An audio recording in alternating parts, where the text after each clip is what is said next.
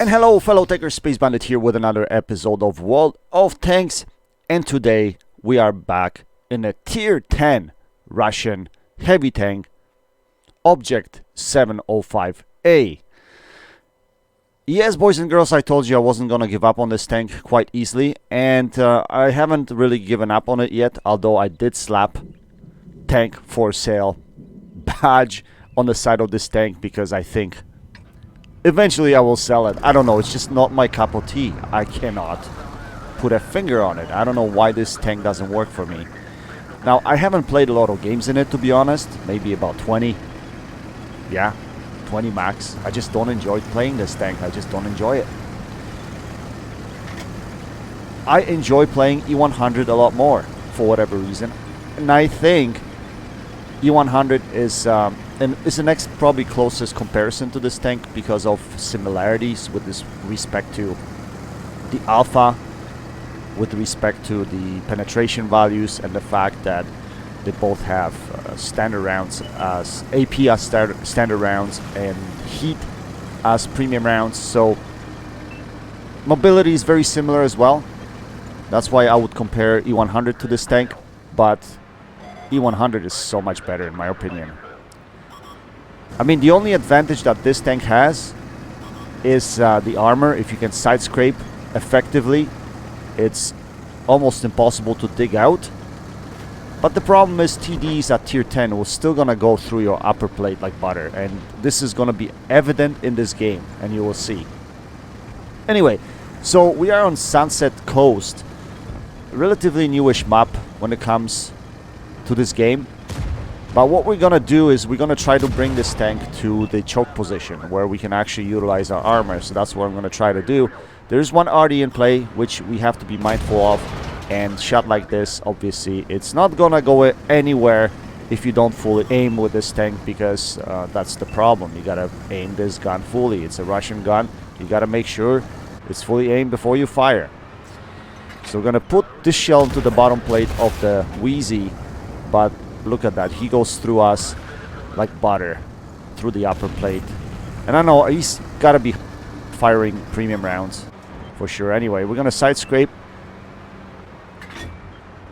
trying to bait the shot from this Death Star. He's not shooting, but we're gonna fully aim that shot, and that goes through where it needs to go, and it hits his bottom plate and sets him on fire at the same time. So we're gonna continue holding this position now. Look at all the greenies behind me. And that is the problem in this game. In many cases, players like to set up and just snipe, and they think the damage is gonna come to them. Yes, damage is gonna come on its own. It's not gonna happen, boys and girls. You have to use your brains in this game every once in a while, and if you have a huge contingent of tanks in a choke like that, that means they're not using their guns somewhere else, right? Anyway, I'm focused on doing my job. There's another TD over here. I know I cannot pen him with my standard rounds, so I decided to track him instead. And again, that shell goes through through his track.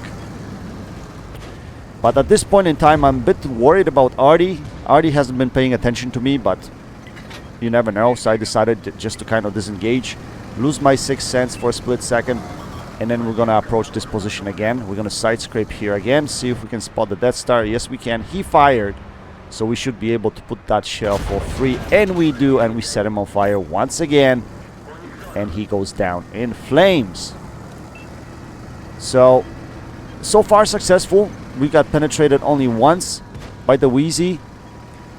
We've been side scraping effectively, so let's see what we can spot next. We spot this waffle right here, and Artie started paying attention to me. Thanks a lot, Artie. Second penetrating hit by Artie this time around, and I'm at what, quarter of my health left? It's ridiculous. Anyway, we hit the waffle. It was a blind shot, so it wasn't registered, but we're gonna disengage now. We're gonna change positions. Like this Chieftain FV201 over here on the left side, like if you come in a position like this where you're not using your strengths, the strengths of your tank, it's going to be problematic for you to get any damage because everyone's going to be penetrating you. Now, what he should have been doing, since he was in that position, he should have been playing off of me, behind me, so he can use basically me as a screen, as a shield, so he can just poke out with the turret. Anyway, at this point in time, I decided to go for a stroll through the middle. Why not? Let's see what we can find over here. Well, I was thinking to flank these guys on the right-hand side, but I run into this waffle, and luckily he doesn't know what he's doing, because if he knew what he was doing, I would probably be dead already. And looks like he had only one shell left. Or he puts the second shell into the ground, maybe. But anyway, we're gonna try to put a shell into him, just like that right there, break his gun at the same time.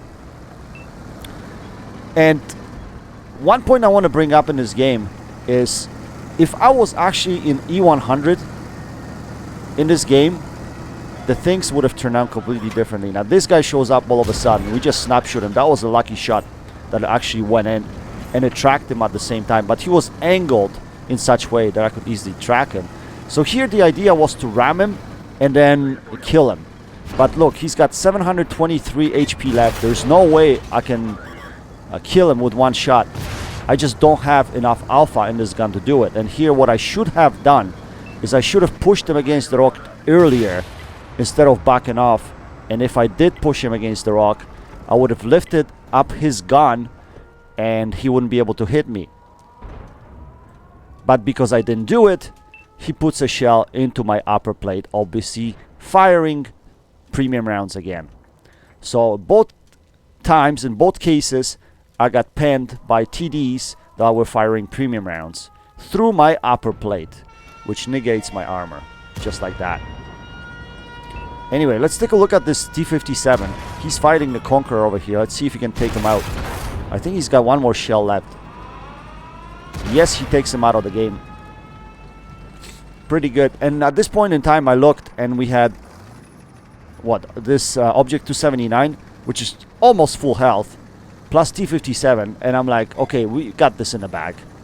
We gotta have this in the bag. He misses a shot here. But then all of a sudden, and I don't know what this guy was doing, whether he knew this or not, that the E100 was right on his ass, just right there, and E100 hits him and sets him on fire, just like that. Bang! You thought the game is won? Nope. Nope. Nope.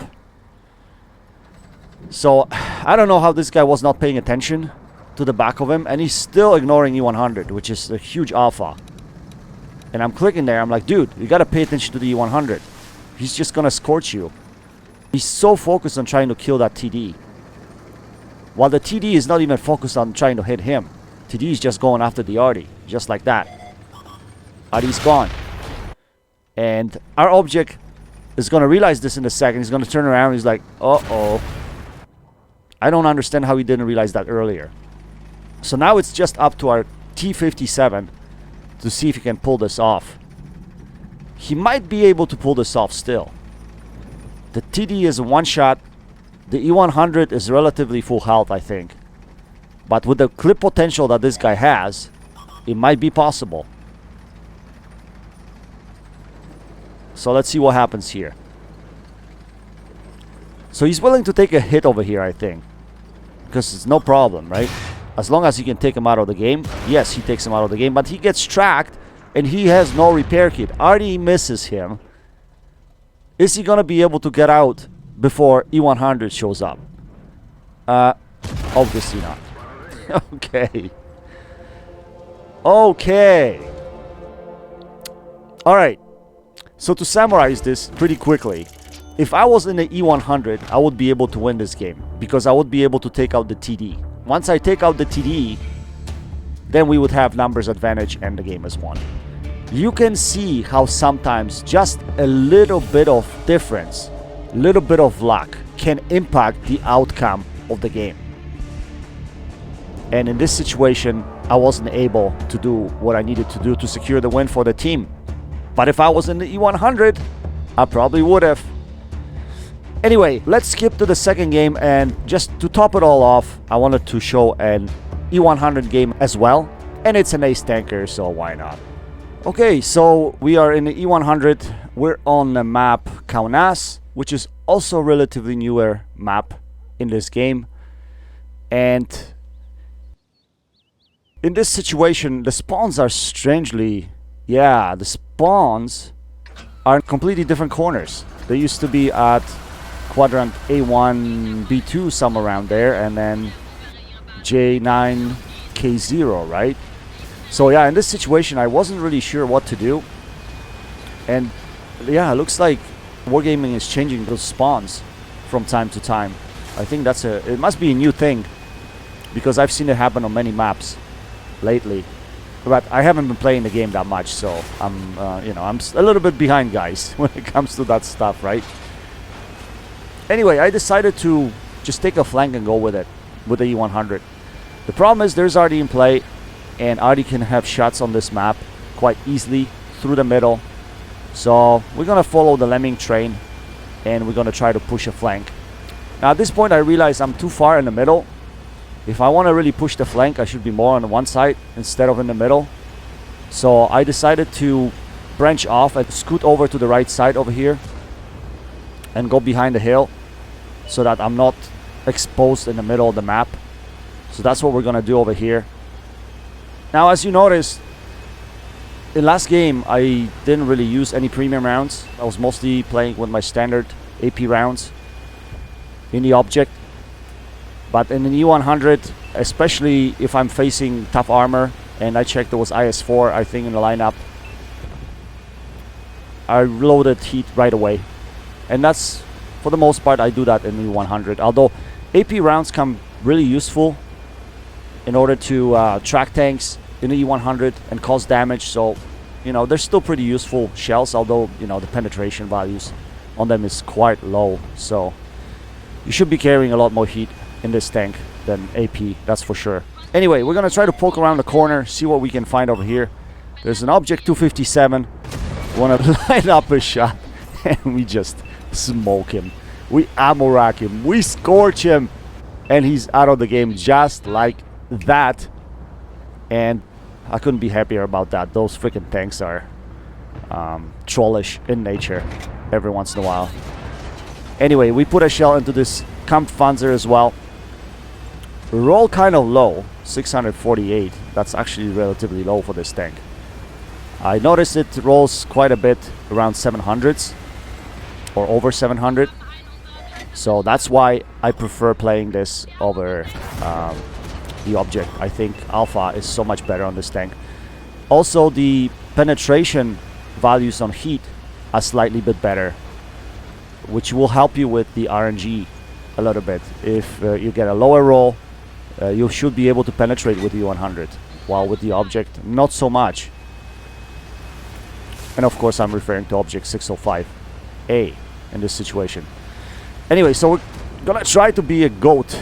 We're gonna try to climb the hill over here, see if we can get some shells from here. I didn't know whether this position was gonna work, but I did find a shot at the E100, opposition's E100, so we put a turret shot in and we take him out of the game.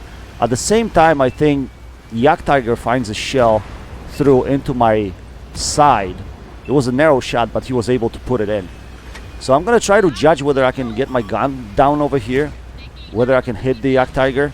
I don't mind engaging him, but I want to be able to shoot him. Like if he just shoots me and I can't shoot him, what's the point, right? So I decided here right now that I don't think I'll be able to get my gun down. It's just not gonna happen. So we're gonna have to drop off, and we're gonna have to try to push this flank. So that's what we're gonna do. We're just gonna push this flank. So yeah, we're gonna come around the corner here. We're gonna wait for the IS-4 to fire right there. He fired, so now we should be able to line a shot up at him, and we put a nice juicy shell for 725. Thank you very much. I love this Alpha on this tank. So yeah, the only thing that's worse about E100, I would assume, actually, well, it's a fact, it would be the armor because of the flat portions of the turret. Side turret shot, bang, the guy is out. So yeah, that would be it. But if you angle that turret, right, in between, in between reloads, in between shells, then, you still can make this tank playable and viable. So I just love the alpha of this tank. Like the alpha 700 alpha is just, it's a huge gun, like almost like a TD gun. That's why I like this so much better than the object. And mobility wise, it's pretty much the same, so it's not a problem, right? Anyway, we're gonna climb up here. I'm gonna try to finish this button. Now this was kind of speculative shot. I just kind of snapshot. I just wanted to see if I can take him out. I thought maybe the shell was gonna land wherever. It didn't turn out to be the case, but that's okay. We're gonna push this E5 right now. And he's not even paying attention to us. So I was thinking Capola, but then I see his bottom plate, so we're gonna line up that shot. And we smash him yet again. Alright, so we're getting capped out, it seems, right now. I'm a little bit slowish to get back home, so there's no way I'm doing that. But, you know, what we're gonna do is we're gonna auto-aim and... see you, Piggy. See you in the next game. Maybe. Maybe not. Hopefully not. So, there's no way I'm getting back home. There's no way I'm getting back to my spawn. I'm just too slow to do it. But I can cut across the middle and try to engage these guys that are currently at E4. And hopefully we can still get back and get some damage out of this game. That's what I was thinking. Should I drop here? Oh, that freaking hurt. It didn't look like much. It didn't look like much, but at this point in time it doesn't really matter. The game is over. It looks like we're gonna clean up anyway. So may as well try to get a little bit more damage out of this game, right? This E100 still looks juicy. And there's Jagdpanzer E100 there as well. That's relatively full health. So we're gonna try to come around the hill over here. And I don't mind exchanging here right now, even if he hits me for over 1,000. It doesn't matter. You're just looking to increase your damage number at the end of the game right here, right? But he's not even paying attention to me, so he should be able to fully aim this shot. An 855. Nice, juicy roll. And that's what this gun can do, boys and girls, every once in a while. Incredible. And accuracy. One thing I didn't mention is the accuracy. Accuracy of this gun is... It seems so much better than the Russian gun. On the move, no problem. 698. And Jagdpanzer E100 gets taken out. Can we get to the final kill? Now that is the question. Will we be able to do it? No. Regardless, reasonably good game. Nothing spectacular in this tank. I actually had much better results in this tank, but for whatever reason, this is an ace. You'll see it in a split second. Bang. I don't know why it's an ace, but it's an ace and I will take it. So we managed to put up 5.7, almost 5.8k damage with 5 kills. Mastery Ace Tanker finished on top of the team with 1606 base XP. We fired 11 shells, we had 9 direct hits and 9 penetrations. Anyway guys, I hope you enjoyed this video. That's it for now. Until next time, happy tanking, Space Bandit, check it out.